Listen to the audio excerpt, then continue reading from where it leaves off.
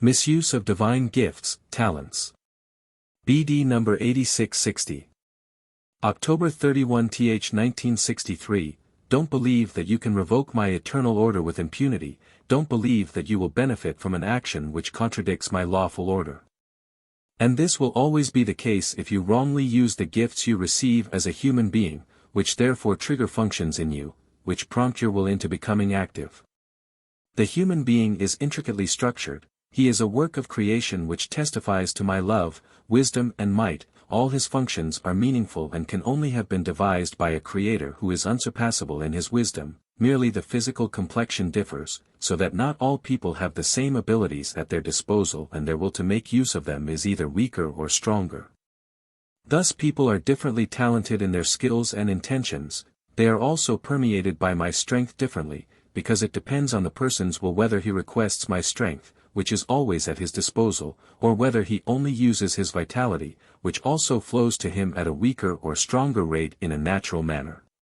A physically completely healthy person can therefore have more vitality at his disposal than someone with an ailing body. However, the latter can noticeably increase his own strength by directly requesting my strength and as a result accomplish achievements which surpass those of his fellow human being.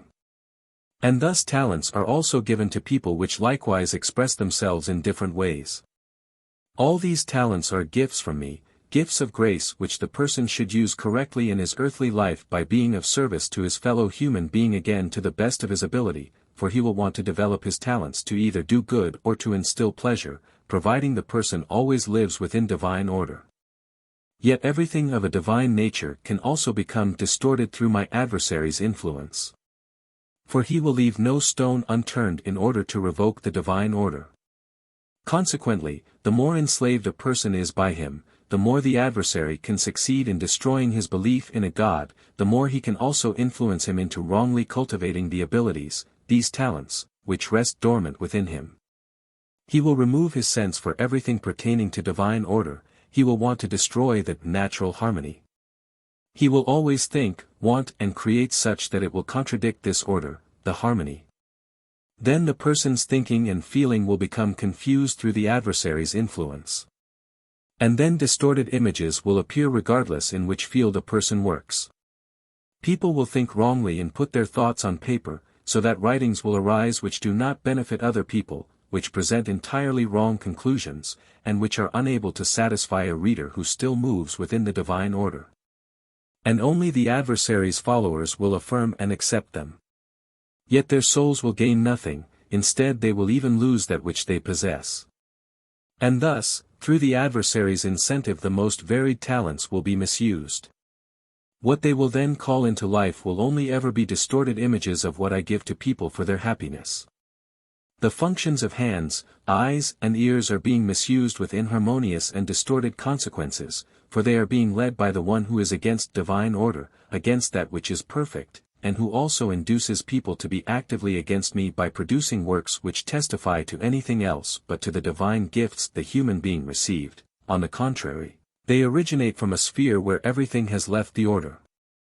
And the fact that these products of satanic activity find recognition again demonstrates people's spiritual state, for their nature was not created such that they lack the ability of making the right judgment, rather, their disbelief is confusing their mind. They are unable to think clearly even if, from an earthly point of view, they possess a sharp intellect, yet their spiritual blindness demonstrates itself in their wrong judgment. They are no longer capable of differentiating between harmony and disharmony, and time and again people with the same spiritual attitude will join them and their judgment.